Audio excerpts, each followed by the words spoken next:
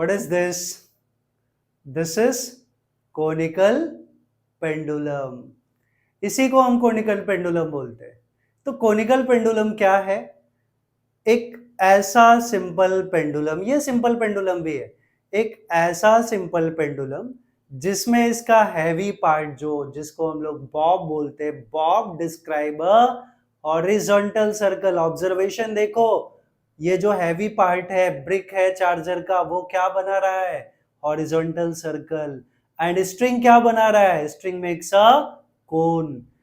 String makes a cone.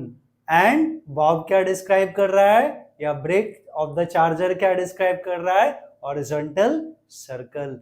तो इसी को हम लोग, ऐसे ही पेंडुलम को हम लोग कोनिकल पेंडुलम बोलते हैं। तो कोनिकल पेंडुलम क्या है? Conical pendulum is a simple pendulum whose bob, heavy part, bob क्या डिस्क्राइब कर रहा है? हॉरिजॉन्टल सर्कल, ऐसा वाला सर्कल बेटा। एंड स्ट्रिंग क्या डिस्क्राइब कर रहा है? String describes a cone. तो यही टॉपिक हमें पढ़ना है। जय हिंद, वेलकम टू एस फिजिक्स। हम लोग स्टार्ट कर रहे हैं कोनिकल पेंडुलम। तो अब देखेंगे, आई होप डेफिनेशन पार्ट आप लोग को समझ में आया। फिर से एक बार मैं रिपीट कर दूं कि एक सिंपल पेंडुलम है विच इज रिल्ड सच अ वे, जिसको हम ऐसे घुमा रहे हैं कि उसका जो हैवी पार्ट है that is called Bob. Bob क्या डिस्क्राइब कर रहा है? Horizontal circle. And string describes a cone. So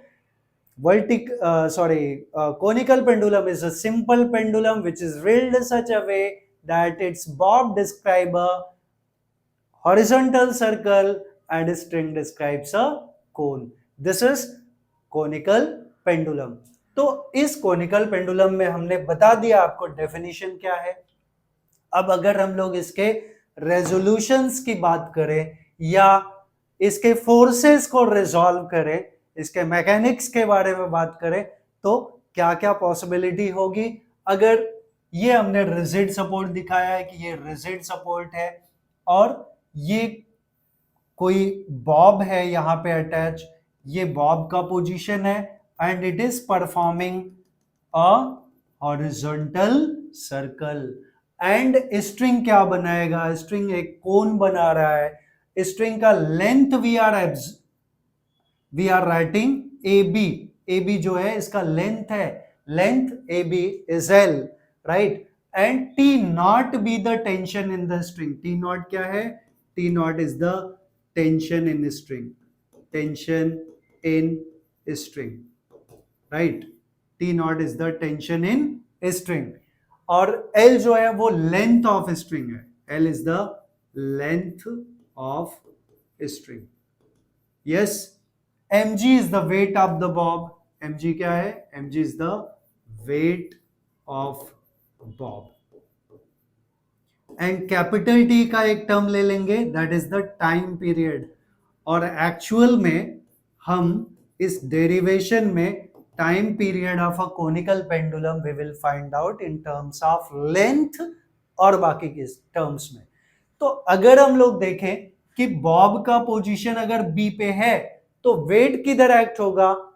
weight of a body is always acting towards the center of earth, which is downward usually we say, right? तो weight of this bob, इस Bob का जो मास है वो m है, तो weight किधर act होगा? in downward direction, that is mg, right? mg is the weight of the bob. अब मैं बोल रहा हूं कि T not is the tension in the string and ये जो है it makes, conical pendulum makes an angle theta with the vertical line, right? String जो है वो कितना एंगल बना रहा है? Theta with the vertical. तो अगर ये एंगल थीटा हुआ तो हम लोग क्या करें? टी नॉट को रिजॉल्व कर दें, टी नॉट को। और आपको पता है बेसिक के बारे में कि how to resolve a vector, वो मैं छोटा सा 2 सेकंड 5 सेकंड का टाइम लगेगा, वो मैं बता देता हूँ। सॉरी, बहुत टाइम कम बोला, 5 सेकंड नहीं लगेगा, 10-20 सेकंड लगेगा, बट देखते हैं हम लोग। हमने एक बेसिक कंसेप्ट पढ़ा हुआ है कि हम वेक्टर्स को कैसे रिजॉल्व करें। अगर हमने ये पढ़ा है कि ये x कंपोनेंट है और ये y एक्सिस है, x एक्सिस y एक्सिस, और हमें कोई एक वेक्टर दिया है इस वेक्टर को मैं नाम दे देता हूं कि ये r है। क्या है? r है। r, इस r को मुझे रिजॉल्व करना है, और ये एंगल अगर थीटा है तो जो x कंपोनेंट है वो हमेशा cos थीटा होगा। x कंपोनेंट की बात नहीं कर रहा हूं, इस थीटा के पोजीशन की वजह से आपको याद रखना है the side attach with the theta always will be the component of cos theta, हमेशा दिमाग में रखिए।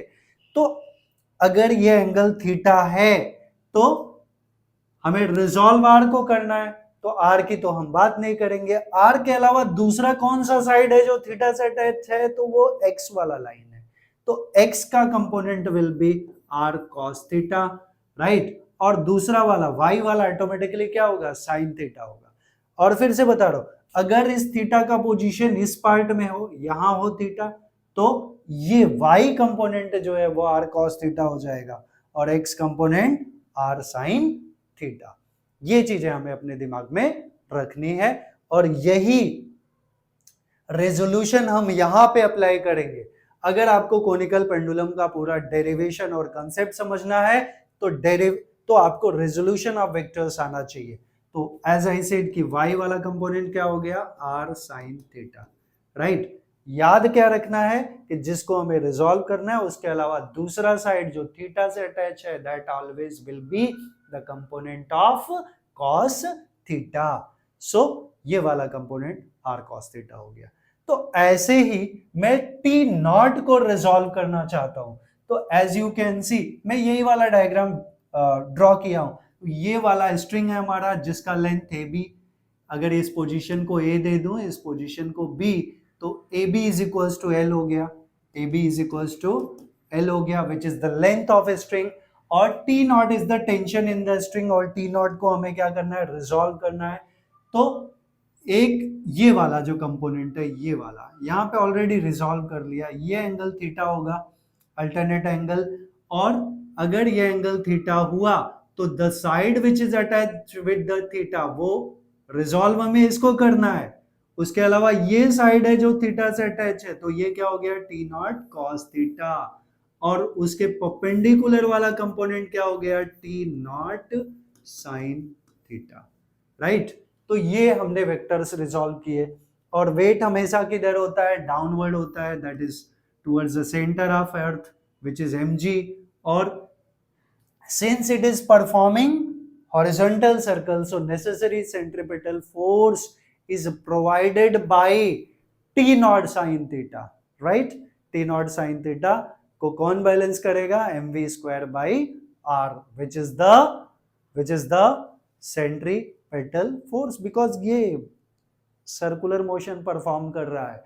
तो एट इक्विलिब्रियम, अभी जो मेन हमें इक्वेशन मिलेगा, एट इक्विलिब्रियम हम देखें तो ये वर्टिकल कंपोनेंट है और ये हॉरिजॉन्टल कंपोनेंट है, राइट।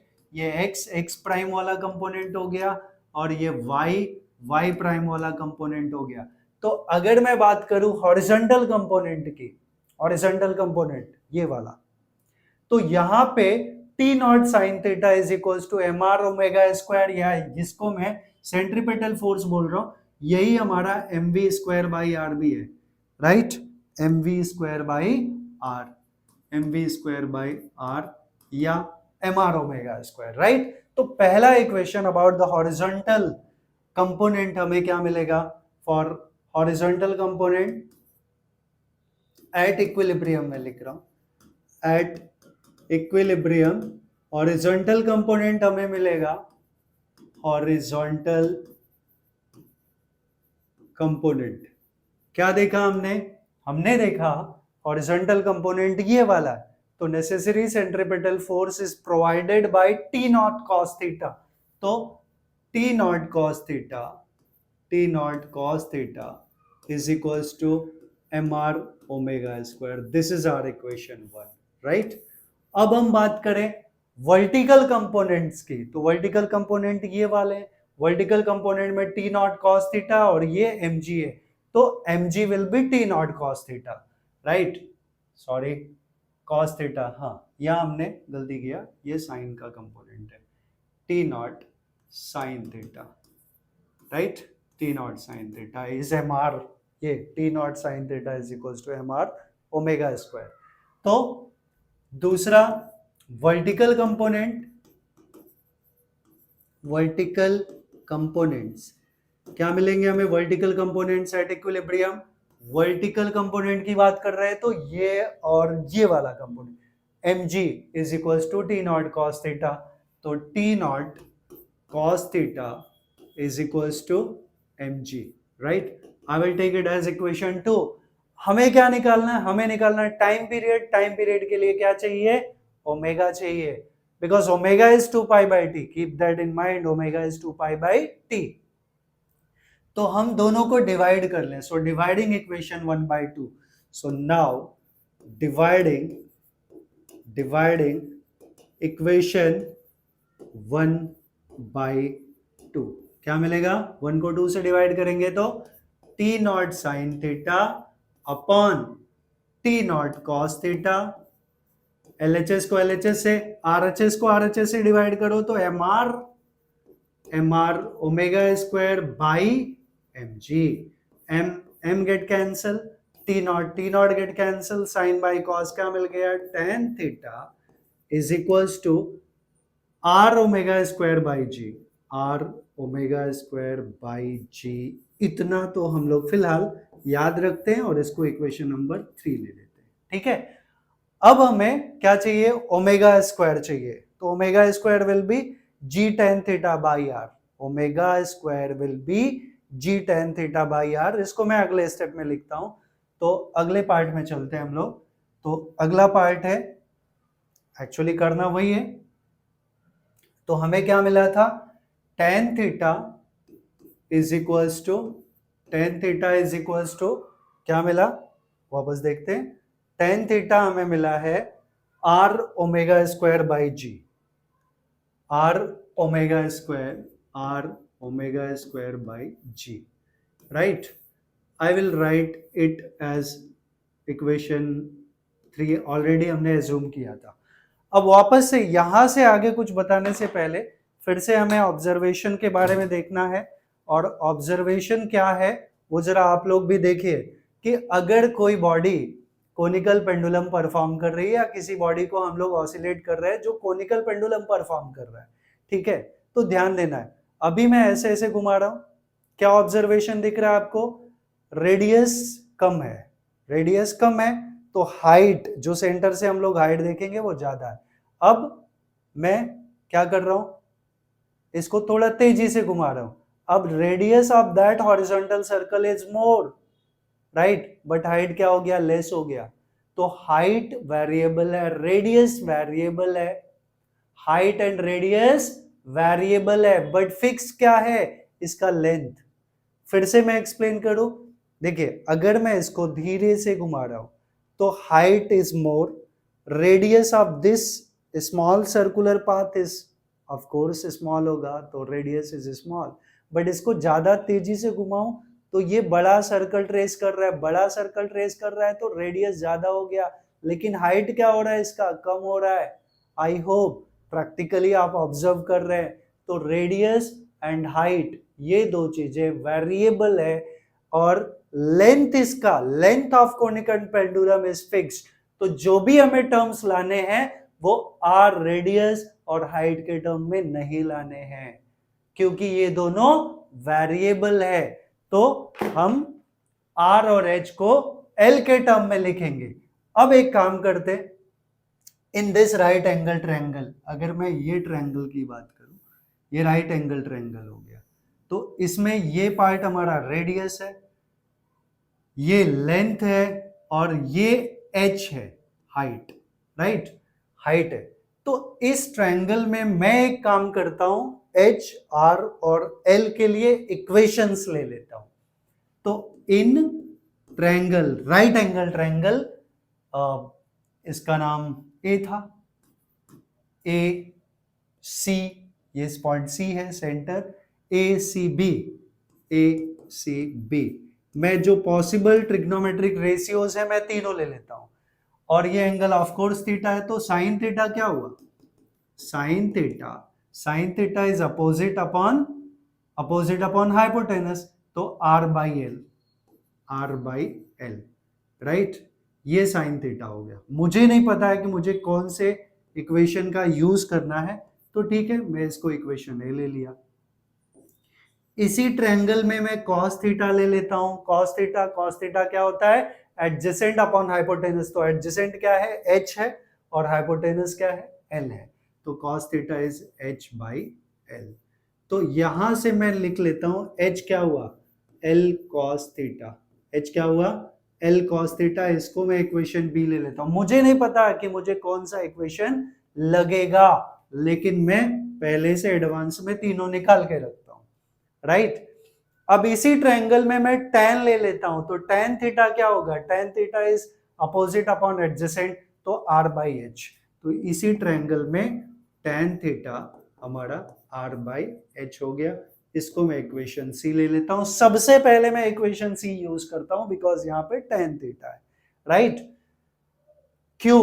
क्योंकि मुझे r भी रिप्लेस करना है। तो मैं देखता हूं tan थीटा हमने निकाला r बाई एच, तो we can say therefore r by h is equals to r omega square by G. I hope समझ में आया कि हमने tan थीटा के जगह r by h क्यों यूज किया।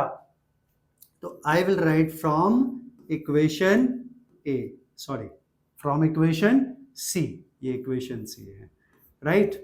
हमने वहां tan थीटा के जगह क्या डाल दिया?